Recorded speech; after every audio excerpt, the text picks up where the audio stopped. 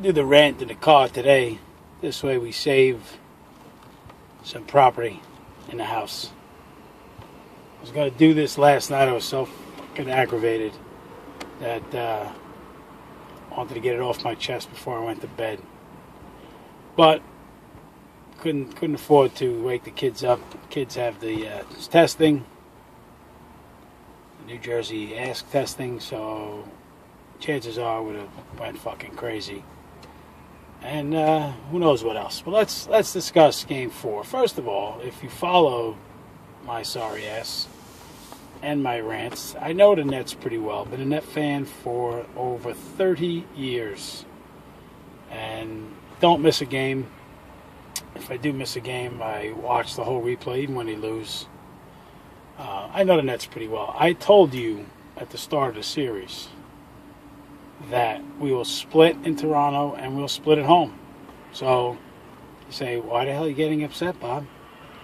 You said there would be 2-2 at the end of 4. So, well, the reason why is because of what transpired yesterday. Now let's just go over some things.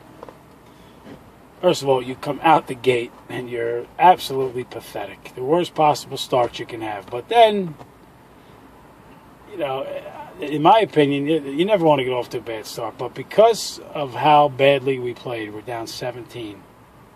And because we completely erased it and took control of the basketball game. At one point, we had a 5-point lead in that third quarter. Obviously, 4-point lead in the fourth with 6 to play. You're actually, follow me out here, you're actually saying it was a good thing that Toronto took that lead. Because now they know that no lead's safe. And they're never going to feel comfortable in a future game. To me, it was a positive thing that we erased a 17-point deficit completely and did it quickly. You know, just dominated the second and third quarter. And to me, here's what I'm looking at. I'm looking at a Raptor team that, to me, said, all right, man, we threw a good right hook at them. We threw a left hook at them. Our point guard is friggin' banged up. He's in foul trouble. Johnson's in foul trouble. Valanciunas is in every friggin' Raptor is in foul trouble. And they're all hurting. They build a 17-point lead and give it away in what seemed like relatively quickly, even though it was a spanning of 2 quarters. Now, we're down 7 at the half. It almost felt like we were winning. Come out in the third quarter and dominate them. And then there's this historical fourth quarter, which, you know, who knows what can happen. Now, listen, I told you what I think was going to happen. I told you I believed that we would lose Game 4, win Game 5. Could we still win Game 5? Yes. But you have to be very, very concerned at the way and how you lost. No losses are losses, right? There's no extra disparity for losing a game. If you lost closely, cleanly, played well and lost, a loss is a loss. However, just like Game 3, when you pathetically, when you showed the poise of 5 rookies and gave away a 15-point lead and had Patrick Patterson on the line, poised to tie the game with 50 seconds to play. Just as bad as that was, magnify it by 10 this fourth quarter that you had in Game 4. You have a chance to basically wrap the series up. Would Toronto go away? No. If you win Game 4, you're up 3-1. You're probably going back to Toronto to take an L. And you come home and you hopefully win Game 6. Instead, what do? You go 6 motherfucking minutes without a bucket. You have 4 offensive fouls down the stretch. You have 6 fucking turnovers. Who's the young team? Who's the inexperienced team? Who's got the killer instinct? Which team is supposed to be the nervous one? Which team was supposed to be the timid one and the one in awe of the fucking moment? Which team? Now let's talk about who's the number one culprit. Who's the number one culprit for this entire fucking miserable, schizophrenic Brooklyn Net squad the last 2 years? Who's the number one culprit? It's Darren fucking Williams. And look at what he did last night. Darren Williams last night did not score a fucking point in the second half. Did you hear me? In a playoff game, he did not score a single fucking point in the second half. This is now with guards that are basically in foul trouble. Lowry foul trouble. DeRozan foul trouble. Guards that are smaller than him. 0 fucking points. And how did he handle the basketball? He turned the ball over 5 times. Shot 0 for 5 from the arc. That's where, 4 of 20 from the three-point line. Darren Williams, 4 for 12. Another 30% day of shooting for Darren Williams. $98 motherfucking million. This guy, like I've been telling you forever, is the number one reason why the Brooklyn Nets will never, ever amount to anything special. Imagine Carmelo Anthony having the kind of days that this Darren Williams has. And he continues to get a pass. He is the Teflon D. He gets away with sucking. He gets a pass. Whether they blame the ankles or people just forget his bad moments. They just forget them. 5 turnovers. Darren Williams is a poisonous basketball player. He is afraid. He is afraid of the moment. He does not want the basketball in a big spot. He does not want to go to the line in a big spot. He does not want to take the big shot. And he's as clumsy a point guard as I've ever seen in my life that's considered an upper echelon player. The guy just doesn't get the fucking job done. And you're even going to Toronto, where this team has got a shitload of confidence. They held you to 79 points. They got a shitload of confidence, and that place is going to be raucous. I'm sorry.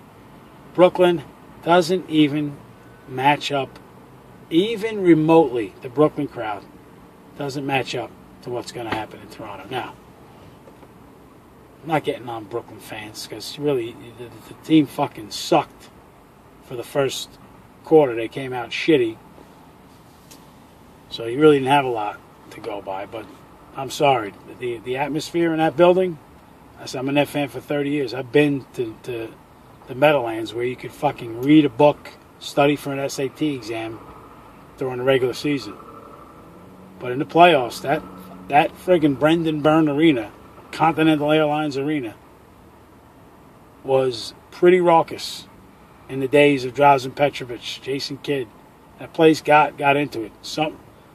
Brooklyn needs the fans there. I don't know what's going on. Maybe it's because most of the fans are kind of new to Brooklyn. I don't know. Are they first-year fans, second-year fans? I don't know.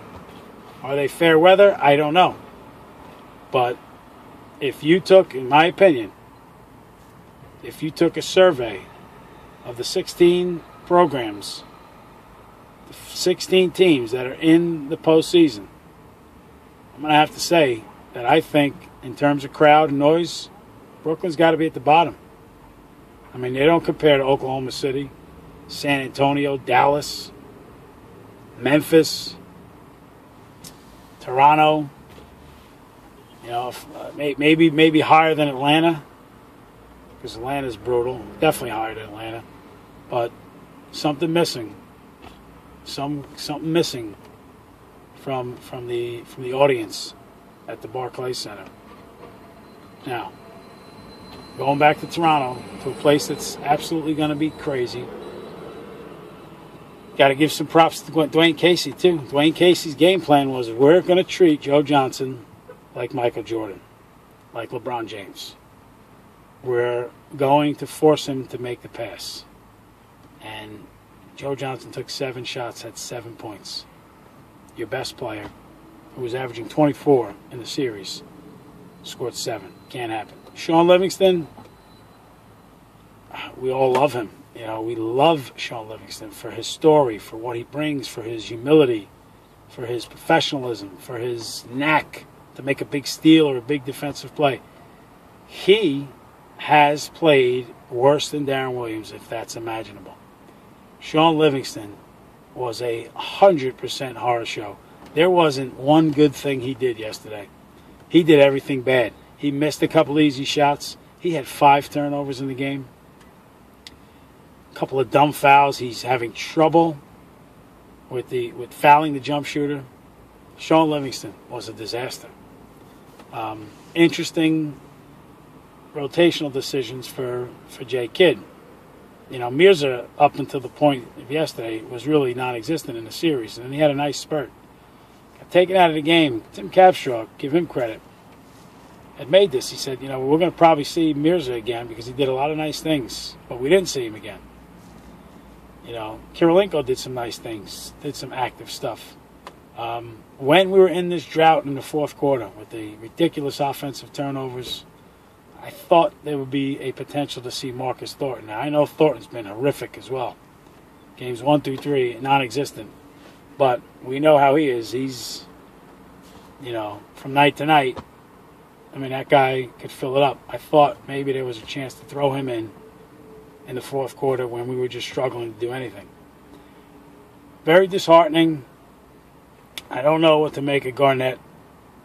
You know, Garnett just looks old. He really was in a groove before the back spasms.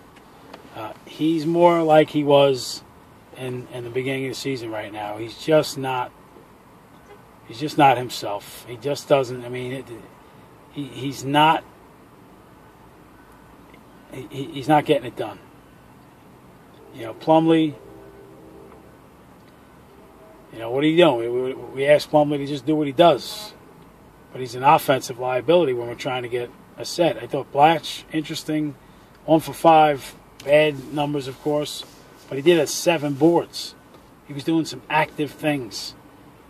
I don't know what's going to happen on Wednesday.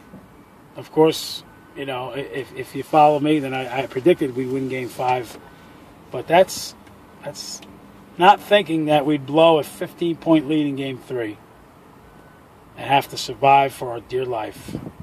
And you told me, okay, Bob, there's going to be 6 minutes to go in a game. You got a 4-point lead in Game 4. Tell me how it's going to end. You know, you have a gun to my head, I'm going to say, well, we're going to win that game. And certainly not going to go scoreless. Well, we had 2 points that were from the free throw line. A lot of bad things came up in that fourth quarter. And listen, when you're talking about a game in a series, it could be your season. Could be your season. Think about the big bad Brooklyn Nets talking about puffing their chests out to take on Miami. And here you are with a 4-point lead and you're building a chance to put a stranglehold on the series. It's not like Game 2 where, you know, you're in the other guy's building, they're down 1, they're a little more desperate than you. You are supposed to be the desperate team. When you're in a 2-1 series battle and you're going back to Toronto, you have to treat that game like it's a must-win. You can't treat it like, it's 2-2. With the world. No, man. You got a fourth quarter lead, and your veterans executed beyond imaginable execution down the stretch. And even Pierce had a couple of bad possessions, but listen, he carried us. He got us all the way back. Darren Williams is a disaster, folks. Darren Williams is a disaster, folks. D-Nill stinks.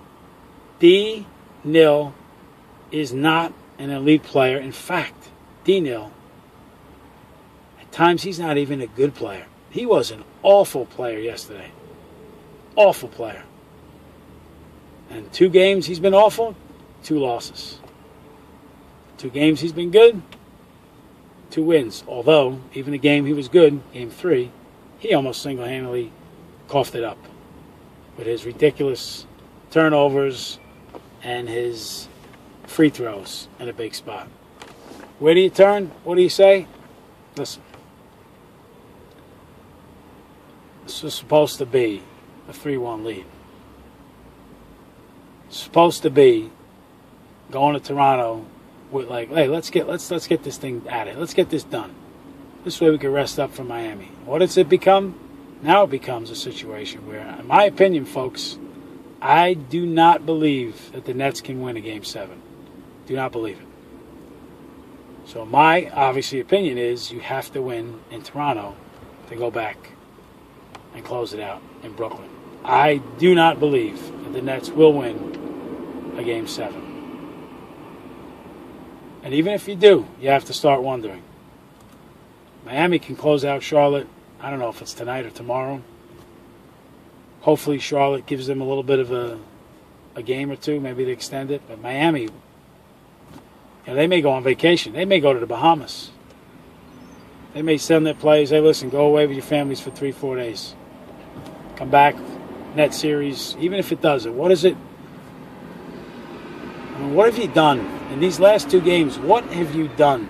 What kind of confidence do you have in that net locker room that you have the maturity to close a game out? Game 3 and Game 4, 4-point lead in your building. I think the number was 3 of 17 field goals in the 4th quarter. Really? Really? Really? 10 turnovers between your 2 point guards, Darren Williams and Sean Livingston. Buckle up, ladies and gentlemen. Wednesday night's going to be a war. I would not be surprised either way who wins the contest. I do expect some trouble for us. Leave me alone.